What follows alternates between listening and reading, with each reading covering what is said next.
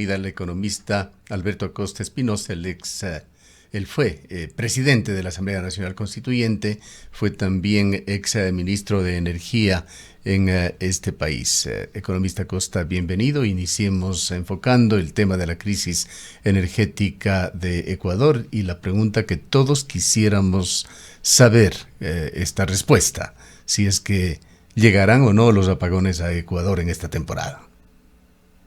Muy buenos días, Gustavo.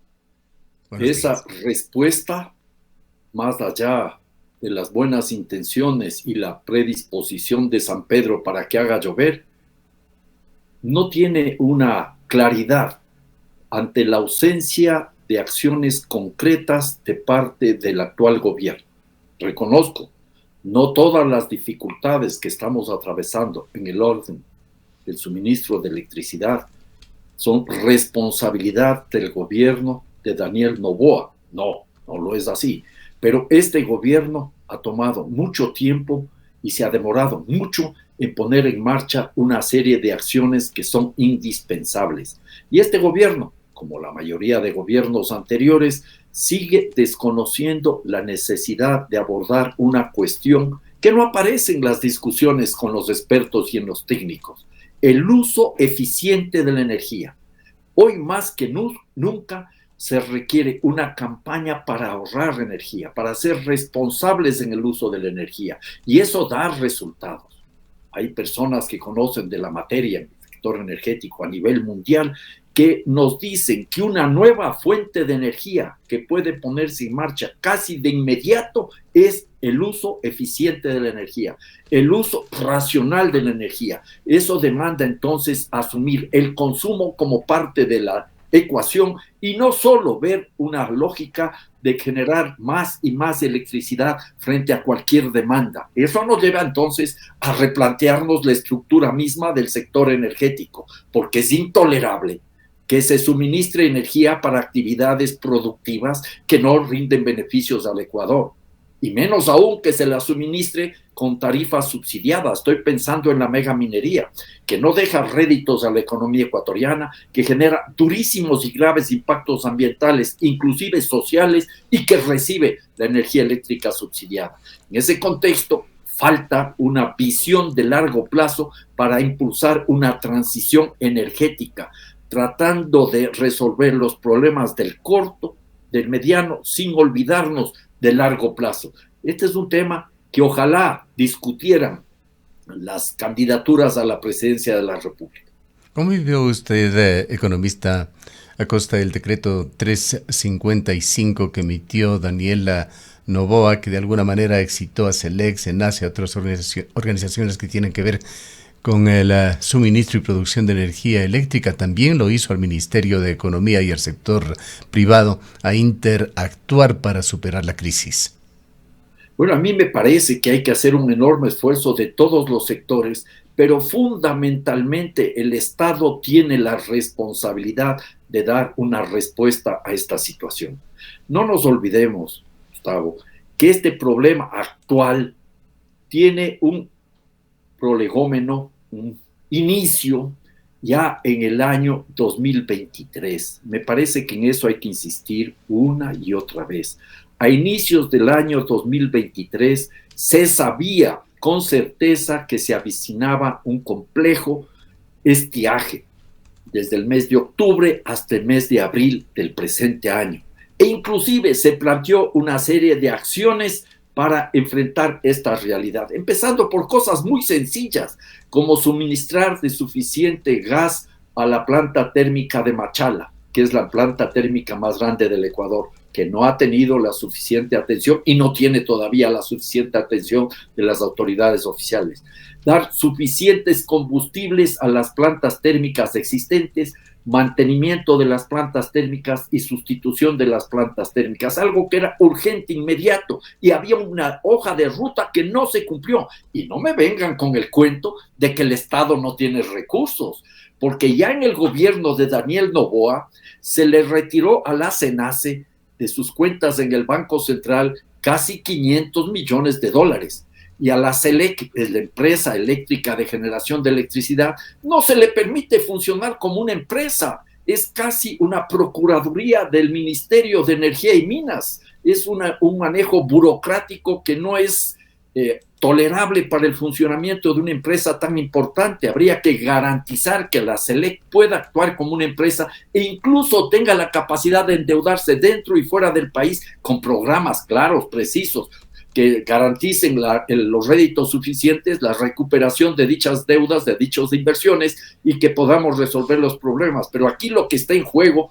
no es solo buscarle parches al tema, que es urgente, que es impedir los racionamientos de electricidad, sino abrir la puerta a la privatización, a una creciente privatización del sector eléctrico. Y eso se hace poniendo en riesgo incluso el suministro de electricidad en el Ecuador. Esto nos lleva también a tratar temas que tienen que ver con políticas en materia de energía y con la política en general del país. Partamos del hecho de que el manejo del Yasuní, la explotación del Yasuní, marcó distancias entre usted, entonces ministro de Energía, con Rafael Correa, y el Yasuní transitó a lo que es su situación actual, una explotación con más de 2 centenas de pozos petroleros.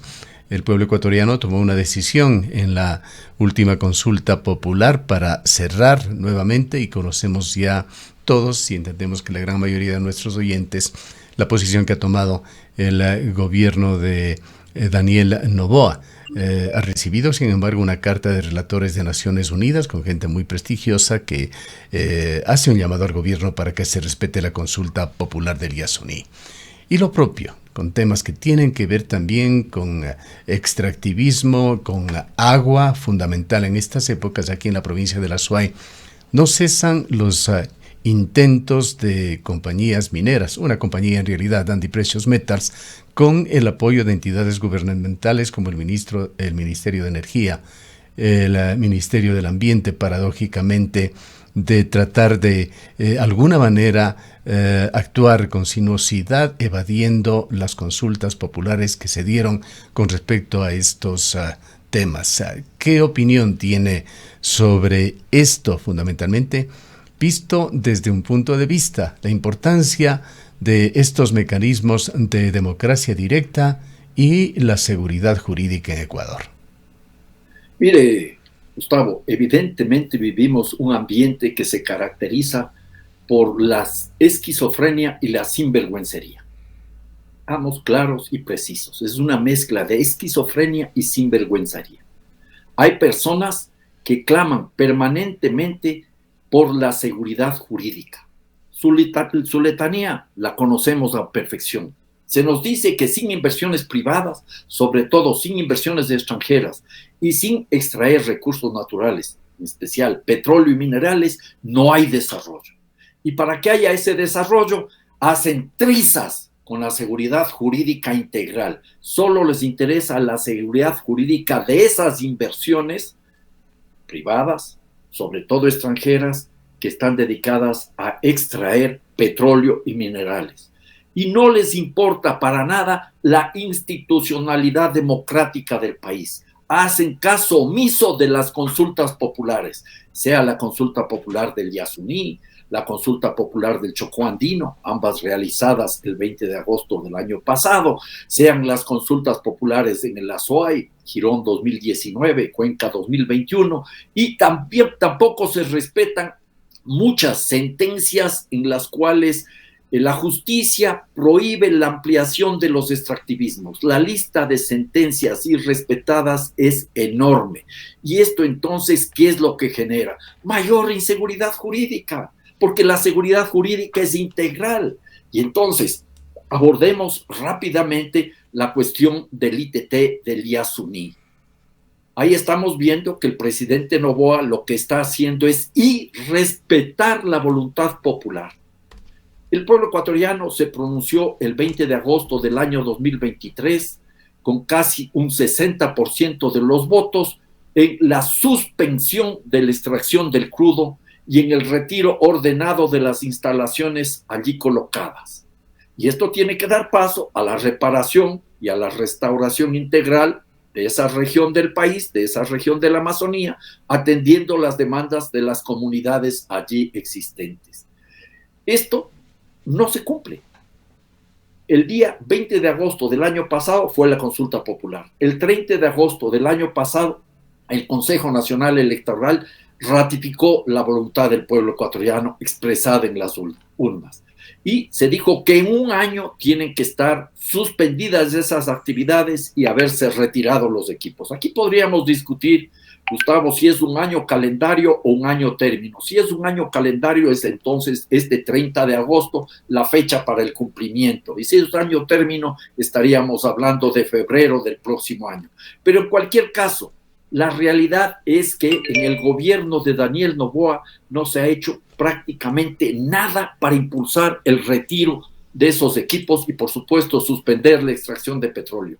Recién el día 8 de mayo, varios meses después de la consulta popular de agosto, se conformó una comisión de alto nivel de que, según tengo información, se ha reunido apenas 4 veces. Y el 20 de agosto pasado, o sea, hace muy pocos días atrás, la semana pasada, el gobierno del presidente Daniel Noboa presenta un plan para cumplir con la obligación establecida por el pueblo ecuatoriano, que no nos olvidemos, es una obligación de inmediato cumplimiento. Así establece la Constitución en el artículo 106. No hay nada que hacer. Es obligatorio e inmediato el cumplimiento de la voluntad expresada en una consulta popular.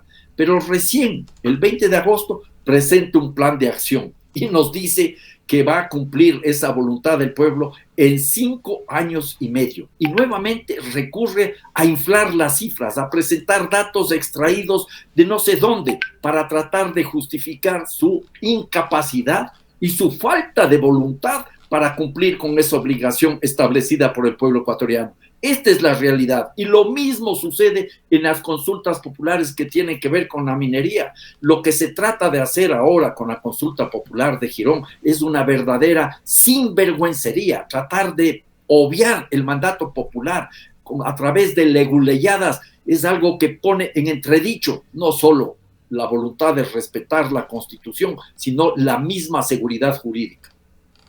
En lo que respecta al informe del Gobierno Nacional de esta comisión, en realidad existían, me parece que 3 planes. Uno de ellos llevaba incluso el plazo de cierre de la extracción de petróleo en el Yasuní para el año 2034. Esto es en 10 años. Y había otro plan allí que hablaba de 3 años más, de 13 años en total. Bueno, mire, ese es el plan que quieren poner en marcha los extractivistas, quienes quieren irrespetar totalmente el mandato popular. Quieren agotar la extracción de la última gota de petróleo existente en el ITT. Pero claro, como están forzados a hacer algo, dicen, ahora vamos a cumplir en 5 años y medio. Y esa es una tomadura del pelo. ¿Y por qué digo que es una tomadura del pelo?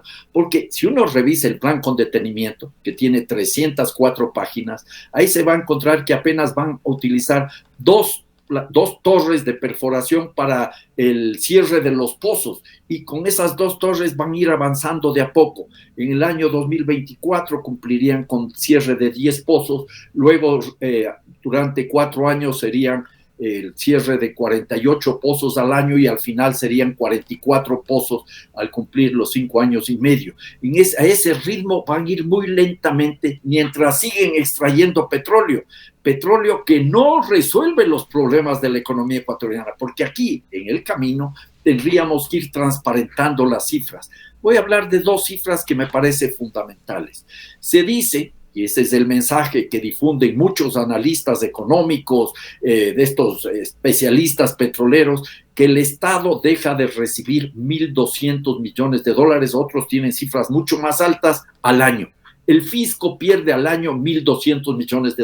Falso, de falsedad absoluta, pero no tiene sostén esa cifra. Según el Banco Central, ¿cuánto recibió el Estado ecuatoriano, el fisco del ITT el año pasado? $187 millones. Una cifra que se puede recuperar fácilmente solo con la reversión del oleoducto de crudos pesados al Estado y un par de medidas adicionales que no generarían ningún problema económico. En segundo lugar, ¿cuánto petróleo hay Tomo la cifra que presentan en este plan de desmontaje de los equipos en 5 años y medio. Las reservas probadas de petróleo del ITT bordean 169 millones de barriles. Se estima que se podrían ampliar un poco más a 500 millones de barriles, pero ya no va a haber tareas de exploración, porque eso sería una violación aún mucho mayor de lo que dispone el pueblo ecuatoriano en la consulta popular del 20 de agosto del año 2023. ¿Cuánto petróleo realmente existe ahí? Ahí nos volvieron a mentir de una manera sistemática. En el gobierno de Rafael Correa, cuando él, el 15 de agosto del año 2013, reconoció públicamente que le quedó muy grande la iniciativa Yasuní-TT, se abrió la puerta para la explotación de crudo. Se hablaba de que habían 840 millones de barriles de un crudo pesado, con mucho azufre de muy mala calidad, pero que al 6º año de extracción podríamos tener el pico de la curva en 225,000 barriles al día. Pocos años más tarde, cuando ya empezaban las tareas de explotación, en el año 2016, se multiplicaron las cifras por 2. Se hablaba de 1,000 millones de barriles de crudo pesado, quizás algo más, y se llevaba 1,600 millones, se duplicaron las cifras a 1,600 millones de barriles de un crudo pesado con una tasa de extracción máxima, Gustavo, al día, de 300,000 barriles, el 6º año. Han pasado los 6 años y el máximo al que se llegó fue en agosto del año 2019 con 82,000 barriles al día. Y en la actualidad tenemos 50,000 barriles al día que van declinando, porque son reservas de un crudo muy pesado, de una brea que es muy costoso extraer. O sea, aquí hay 2 cosas. Primero, no hay tanto petróleo en el ITT, y segundo, no son tantos los ingresos para el Estado ecuatoriano. Ahora, ¿cuánto es?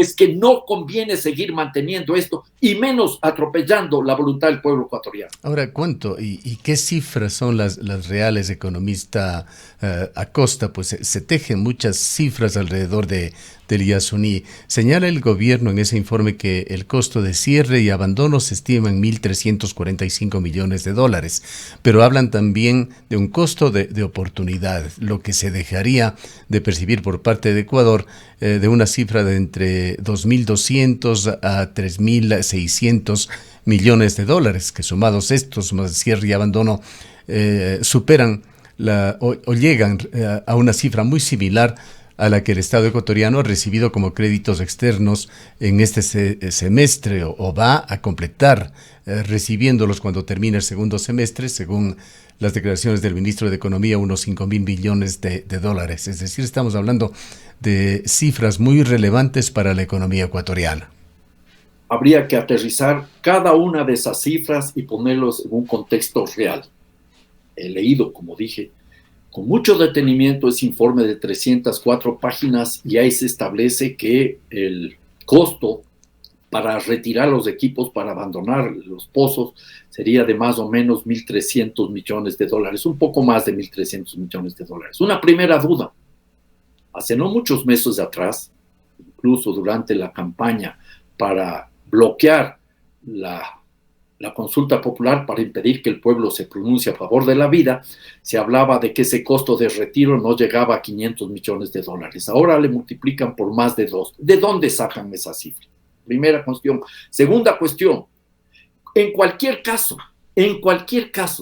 cuando se cierra un pozo, se tiene que dar paso al cierre con criterios técnicos, con la reparación y restauración de la naturaleza. Aquí, lamentablemente, en nuestro país, el abandono de los pozos implica lo que dice el concepto, abandono.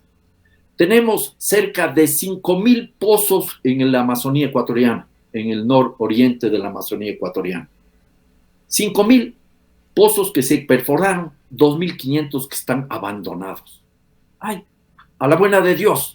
Eso tiene que superarse, y en el caso del Yasuní, independientemente de la voluntad del pueblo ecuatoriano, se debe hacer un cierre adecuado de lo que se ha hecho ahí, la destrucción que se provocó ahí. Destrucción que, digámoslo de paso, es el resultado del irrespeto a la Constitución y a la ley cuando durante el gobierno de Correa se dio paso a la extracción de petróleo, atropellando toda la normativa constitucional y jurídica. Eso también tiene que quedar claro. Nos habríamos ahorrado mucho si en el año 2013 se realizaba la consulta popular que planteaban este grupo de colectivos de Yasunidos, esta organización de jóvenes, hombres y mujeres que está defendiendo la vida en Amazonía y la vida en el planeta entero. En ese escenario, entonces, esa primera cifra se desbarata. En el segundo escenario, de los costos de oportunidad, parten de cifras, de datos que no se sostienen en el tiempo. En primer lugar, no hay tantas reservas. ¿Cómo llegan a esos cálculos? ¿Cómo establecen potenciales ingresos si las reservas no son tan elevadas? Y además, si el Estado ecuatoriano no se beneficia del grueso de la extracción de crudo del ITT, ¿quiénes son los que se benefician? En primer lugar, las empresas contratistas, en su mayoría empresas chinas, esas sí se benefician. Y también, de forma indirecta, se benefician los grandes grupos económicos, Gustavo, que no quieren pagar impuestos, porque muchos de estos temas se podrían resolver. Piensen ustedes simplemente revisando lo que son las exoneraciones, incentivos y beneficios tributarios, que el año pasado superaron los 4,000 millones de dólares, creo que fueron 4,600 millones de dólares. Si ahí se hiciera una revisión adecuada de esos incentivos, de esos beneficios, de esas exoneraciones, algunas de las cuales son necesarias, podríamos tener un ahorro superior a los 1,000 millones de dólares al año, y con eso ya se resolvería no solo ese problema, sino que tendríamos recursos para enfrentar las graves demandas que plantea el pueblo ecuatoriano en términos de educación, de salud, de bienestar, de seguridad ciudadana. Bien, quedémonos en esta última parte para escuchar su último comentario sobre el mensaje de Naciones Unidas, la misma organización que a través de su presidente, en una reciente cita en Escocia, en su principal discurso dijo que el mundo se encuentra al borde del abismo, que si no se toman medidas para manejar de mejor manera al medio ambiente, el mundo va camino al desastre, rumbo al abismo. El mensaje lo ponemos también en pantalla para quienes nos siguen a través de las redes sociales. Este es un documento oficial de Naciones Unidas. El mensaje al gobierno ecuatoriano es el siguiente. A través del voto, la nación ecuatoriana envió un mensaje claro al gobierno. Ecuador debe dar prioridad a la protección del clima, del medio ambiente y de los pueblos indígenas que dependen de él, y alejarse de un modelo económico basado en el agotamiento de los recursos naturales y la extracción de combustibles fósiles. Es lo que puntualizaron los relatores especiales. Su comentario final, economista Costa. Es un mensaje categórico, Gustavo. Es un mensaje que no debe caer en saco roto.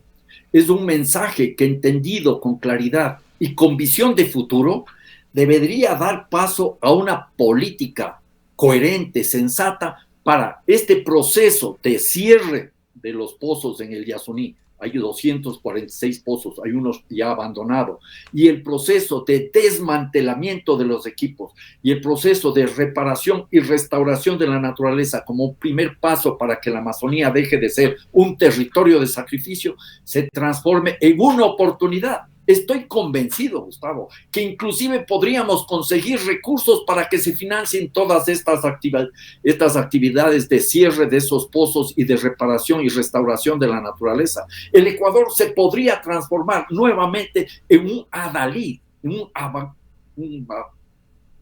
ubicarse en la vanguardia de la lucha contra el cambio climático, y podríamos obtener recursos, y eso podría darnos una imagen muy potente a nivel mundial si además cumplimos el mandato del pueblo en las consultas populares sobre minería y las sentencias, que hay muchas, para impedir la ampliación de los extractivismos, este modelo que vive del agotamiento de los recursos naturales, como bien señala Naciones Unidas, y tendríamos la oportunidad para construir otro tipo de economía. Habría que apostar más por un turismo ecológico, comunitario. Habría que aportar más por una economía sustentada en el trabajo que hace el campesinado, una economía campesina, una economía familiar, agroecología. En ese contexto, el Ecuador podría encontrar otro rumbo, y esa es una tarea que demanda un gobernante que tenga la capacidad de un estadista, algo que no tiene el pasante en Carondelet. Bien, queremos agradecerle por su presencia, economista Costa. Gustavo, muchas gracias, muy buenos días y una gran semana. El economista Alberto Acosta fue presidente de la Asamblea Nacional Constituyente, fue también ministro de Energía en el gobierno de Rafael Correa.